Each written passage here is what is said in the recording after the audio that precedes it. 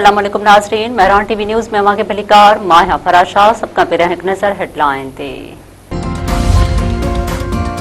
पाकिस्तान जे परदेही तर्जुमान ताहिर हुसैन इंदिराबी चयो आहे त मको मुआहिदो टिन्ही मुल्कनि विच में भाइराणनि लाॻापनि विच में अहम घबराई आहे। ही दिफ़ाई नोयत जो मुआहिदो आहे जंहिंजो मक़सद अमुन ऐं सलामती आहे।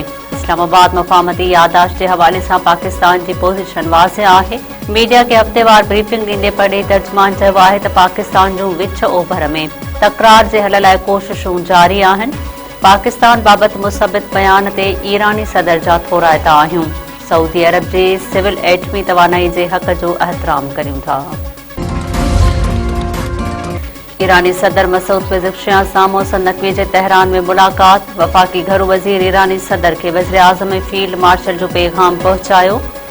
मसूद पेज़ेश्कियान खे पाक, सऊदिया ऐं तुर्किया दिफ़ाई मुआहिदे बाबति आगाही। ईरानी सदर चयो आहे त पाक ईरान गॾियल ताउन जी राह हमवार करण लाइ तयार आहियूं।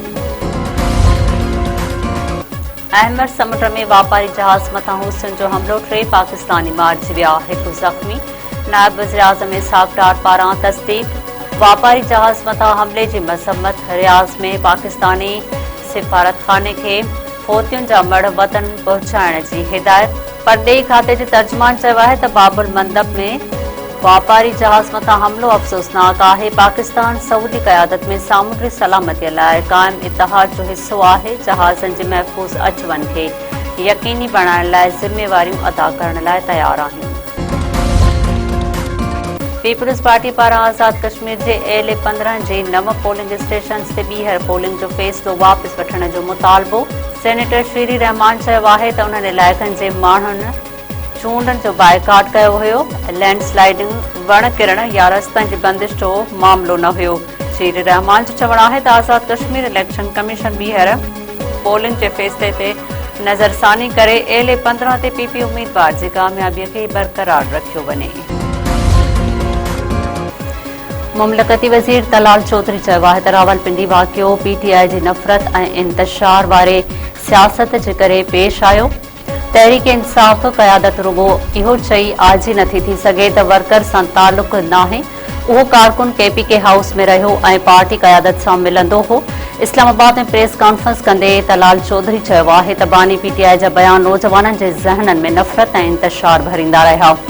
उन ई तरबियत जे करे गुज़िरियल ॾींहुं माल रोड वाक़ियो पेश आयो। 27 सेप्टेम्बर ते बि अहिड़ी रांदि खेॾी वेंदी। घोटकीअ वेझो ॾींहं ॾिठे नौजवान फुर मज़ामत ते गोलियूं हणी क़तल। सरहद लिंक रोड ते ॻोठ रंगली पीरज़ादा वासे ग़ुलाम रसूल कोराईअ खां मोटरसाइकिल फुर करण जी कोशिश। मज़ामत करण ते हथियारबंद नौजवान खे गोलियूं हणी फरार। ज़ख़्मी नौजवान सखर जे अस्पताल में ज़ख़्मनि जी सटनि सां दम ॾेई छॾियो। सिंध पंजाब दंग ते PP अॻवान ऐं कोश बिरादरी जे सरदार समेत 3 ॼणा क़तल। अहमदपुर लम्हा थाणे जे हद में हथियारबंदनि जे हमले में सरदार आलमगीर कोश क़तल। संदसि गार्ड माशूक कोश ऐं मेज़बान दोस्त जो नौजवान पुट नाज़िम हुसैन कोश बि मारिजी विया। ज़रियनि मूजिबि सरदार आलमगीर कोश पंहिंजे हिकु दोस्त जी औताक ते तरसियल हुयो जिते मथस हमलो कयो वियो। हुकूमत जे सरेंडर पॉलिसीअ तहत हुन सिंध पंजाब में केतिरनि ई ॾोहारियुनि खे पेश करण में मदद कई।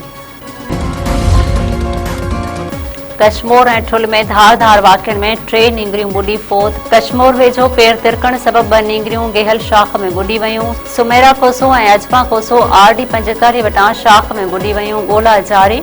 ठुल भरिसां 5 वरनि जी ॿाड़ी शाख में किरी ॿुॾी फ़ौत। ॻोठ मज़ारी लाशारी में ॿारड़ी आबदा लाशारी अनीस माइनर शाख में ॿुॾी फ़ौत थी वई।